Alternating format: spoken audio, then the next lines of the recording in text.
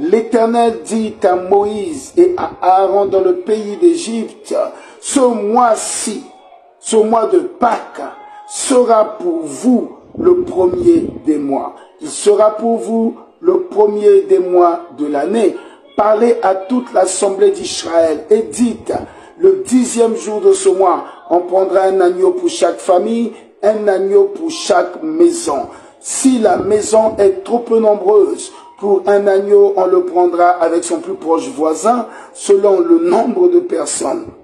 Vous compterez pour cet agneau d'après ce que chacun peut manger.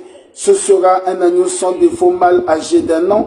Vous pourrez prendre un agneau ou un chevreau. Alléluia! Le mystère de la Pâque. Le mystère de la Pâque est d'abord l'un des plus grands mystères des saisons.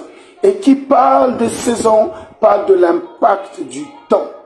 L'impact, l'influence du temps sur l'environnement et sur ta vie afin de te conduire dans une situation et dans une destinée. Et en ce qui concerne la Pâque, qui est le sujet essentiel de Exode chapitre 12, la pensée première de Dieu, la pensée principale de ton Dieu en ce qui concerne la Pâque, c'est que ce mois-ci, cette nouvelle semaine qui commence, ce lundi de Pâques qui commence maintenant avec cette parole sera pour toi le début des mois de l'année, le commencement de toutes choses, le départ de toutes choses.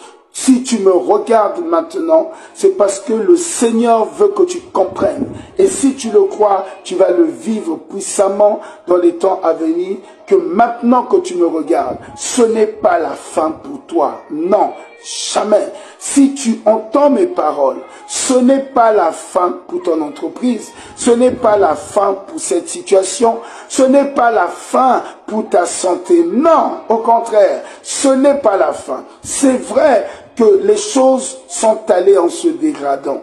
C'est vrai que les choses ont évolué de mal en pire. C'est vrai que malgré tes prières et tes espérances, les choses se sont plutôt détruites et sont allées en s'empirant plutôt qu'en s'améliorant. Mais le Seigneur me demande de te dire que tu n'es pas n'importe qui. Non, tu es le véritable Israël. Tu es le peuple de Dieu. Tu es l'héritage de Dieu. Tu es le bénéficiaire du testament. Tu es le bénéficiaire des promesses de l'Exode. Tu es celui et celle qui, par ta foi en Jésus-Christ, t'es positionné spirituellement dans la famille et l'héritage d'Abraham. Tu es celui et celle qui, par ta foi en Jésus-Christ, a changé d'identité spirituelle, a changé les paradigmes de ta vie et de tes possibilités. Cette promesse s'adresse à toi. Tu n'es pas un peuple ordinaire. Tu ne fais pas partie du peuple de la Côte d'Ivoire, du Gabon, comme Sylvie, comme Marie-Pierre du Sénégal ou de l'Italie. Non, tu es plus que ça. Ça, c'est ce que nous voyons, ce qui est apparent. Mais dans la vérité, dans la métaphysique, dans le spirituel, dans le secret de ta destinée, tu es le peuple béni de Dieu.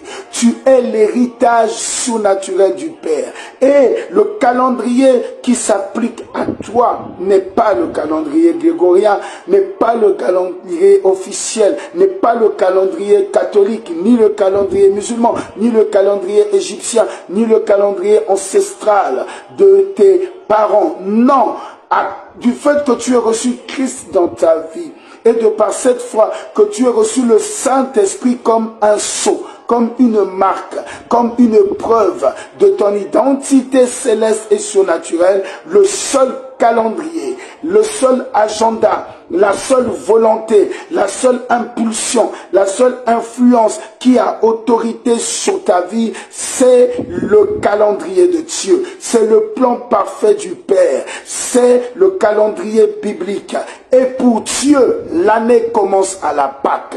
Elle ne commence pas en janvier, mais elle commence à la Pâque.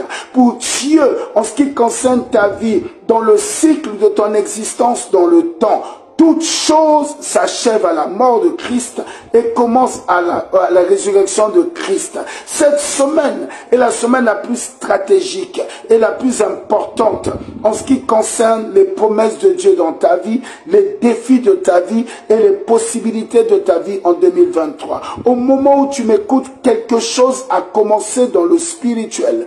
Quelque chose est en train de faire trembler les fondations spirituelles de ta famille paternelle, de ta famille maternelle et de tout ce que tu es et de tout ce que tu fais. Au moment où tu m'écoutes, il y a des choses qui s'achèvent et il y a d'autres choses qui commencent.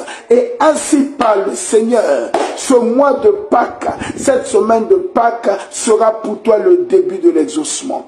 Sera pour toi le début de ta restauration. Sera pour toi le début du miracle, le début de la victoire, le début de la régénération. Cette semaine, toi aussi, de par ton union avec Christ, tu vas mourir en ce qui concerne les côtés négatifs de ta vie. En ce qui concerne le péché, tu vas mourir en ce qui concerne tes limitations, en ce qui concerne tes échecs. Tu vas mourir en ce qui concerne les malédictions, en ce qui concerne les envoûtements. Tu vas mourir en ce qui concerne la chair et toute cette partie de toi que tu n'aimes pas et qui t'empêche de rentrer dans les promesses. Et quelque chose va commencer.